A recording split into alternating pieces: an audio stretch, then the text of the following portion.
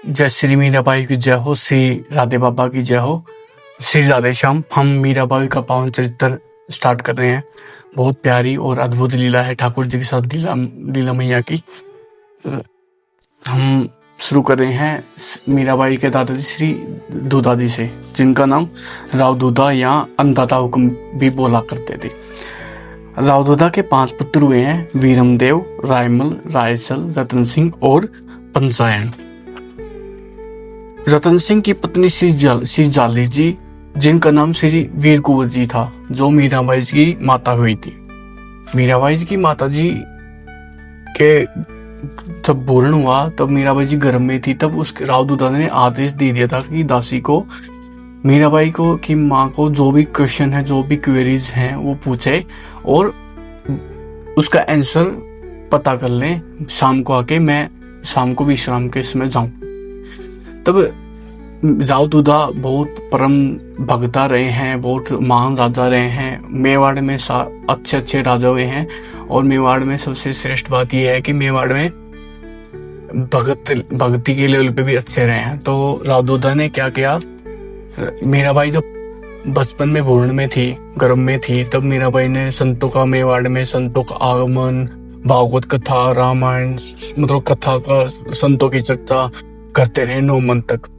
और राव दूधा ने आदेश दिया कि मीराबाई बहू रानी को जो भी प्रश्न हो भागवत से रिलेटेड, वो मेरे को शाम को आके पूछ ले।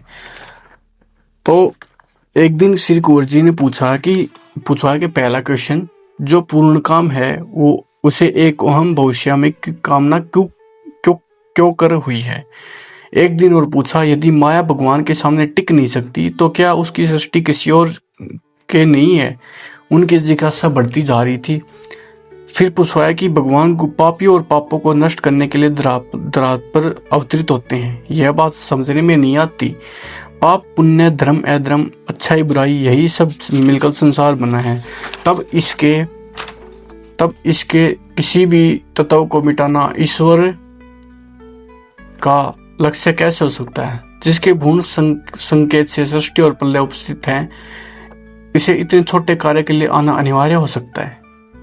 यह प्रश्न और सुकृत जनित और पुण्य बल से, भक्त अपने भक्ति बल से और ज्ञानी अपने आत्म बल से रक्षित हैं। तब धर्मो रक्षित है, क्या असत्य है। उन्होंने फिर पूछवाया, पाप तो भगवान तो प्रभु की पीठ है, उसके बिना पुण्य धर्म की क्या प्रतिष्ठा है, क्या पहचान है।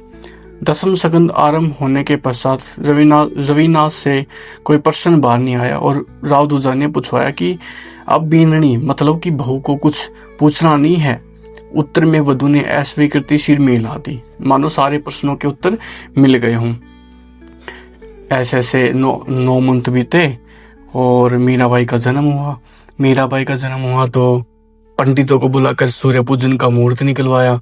सूर्य पूजा का मुहूर्त निकलवाने के बाद नक्षत्र पर विचार किया गया। राजपुरोहित ने सूर्य पूजन का मुहूर्त 10वें दिन बताया और कुंडली का फलादेश कहा। यहाँ बालिका शांत, सुशीला, बुद्धिमती, ऐश्वर्यशालिनी, यशस्वी, धर्म अनुरागी, भक्तिवती, योगिनी, विरागिनी होगी। यह भ्रातृ भगिनी से रहित, सुख दुख से उपराम, सांसारिक सुख रहित, पीहर और ससुर कुल को यश प्रदान करने वाली, अपना और माता पिता का नाम अमर करेगी, मानव जीवन का चरम फल साक्षात प्राप्त करेगी। इसकी मृत्यु अकस्मात और अनोखी होगी। यह कुंडली में पंडित जी ने बताया। सोच विचार करके पश्चात राव दूधा जी ने कहा, यह भक्ति का सूर्योदय हुआ है, अतः इस बालिका का नाम है मिहिरा। ऐसे दरबार में राव दूधा ने, उसके पिताजी ने सोने चांदी के सिक्के उठवाए, हर्षोल्लास से आनंद कीर्तन किया। आगे चलते हैं। ऐसे मीराबाई का पालन पोषण हुआ। बचपन से ही संतों का आगमन रहता था। मीराबाई छोटी थी। मीराबाई का लालन पालन दूधा जी की देख रेख में होने लगा। 6 मास की मीरा ने एक दिन ऐसी रोने लगी कि वो चुप ही नहीं हो रही थी। फिर सारे घोड़े, हाथी, हिंडोला, दूध, मिठाई, माँ की गोद सारे उसके सामने रख दिए। बहलाने के लिए सारे प्रयत्न किए, लेकिन विफल रहे। राव दूधा ने सहज ही मंदिर की ओर ले चल पड़े, मीराबाई जी को गोद में उठाकर। छोटी सी नवजात शिशु थी। उस समय 4 भुज नाथ की संध्या आरती हो रही थी।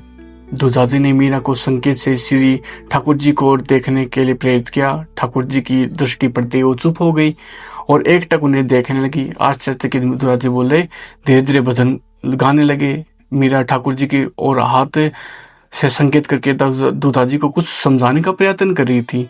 उस दिन से उसे रोते से चुप करने का एक मानो सरल उपाय और वरदान सा मिल गया हो कि मीराबाई तब भी रोए, ठाकुर जी के पास ले जाके रख दो, मीराबाई शांत हो जाती थी। मीराबाई बचपन से शांत थी, सरल थी। जहाँ बैठा दिया वहाँ बैठ जाती थी, जहाँ सुला दिया वहाँ सो जाती थी, लेटे लेटे खेलती रहती थी। भूख से वह कभी नहीं रोती थी।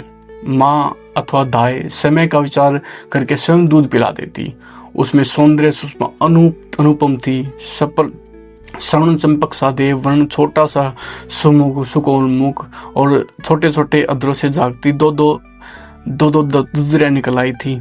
बड़े बड़े सुंदर नैन, काले रेशम से अच्छे से सुंदर सघन केस हो गए थे। अच्छी मधुर मुस्कान हो गई थी। तोतली बोलने लगी थी और गर्भ में ही प्राप्त मीराबाई के भक्ति संस्कारों से दूधाजी पोषण दे रहे थे। वर्ष भर की मीराबाई ने छोटे छोटे कितने ही कीर्तन सीख लिए थे। वह तोतली बोली में उन्हें गाकर दूधाजी को सुनाती थी। दूधाजी बाहर और भीतर के बड़े बूढ़े से गोद में लेकर खिलाते थे। जब जब संतों का पधारना होता था, मीरा दूधाजी की प्रेरणा से उन्हें प्रणाम करती थी। कथा वार्ता के समय शांत बैठकर सुनती और सुनते सुनते ही अपने बाबा साहब की गोद में सिर रखकर सो जाती थी। मीराबाई का बचपन ऐसे ही बीतता है। 6 वर्ष तक मीराबाई मतलब कि संतों का आगमन, भगवत चर्चा, ऐसे ही भजन कीर्तन सीखती रहती थी, चलता रहता था। जब मीराबाई 6 वर्ष में प्रवेश करती है, तब मीराबाई की लाइफ में एक महान मतलब अच्छे संत वृंदावन से आते हैं और ठाकुर जी की सेवा करते रहते हैं।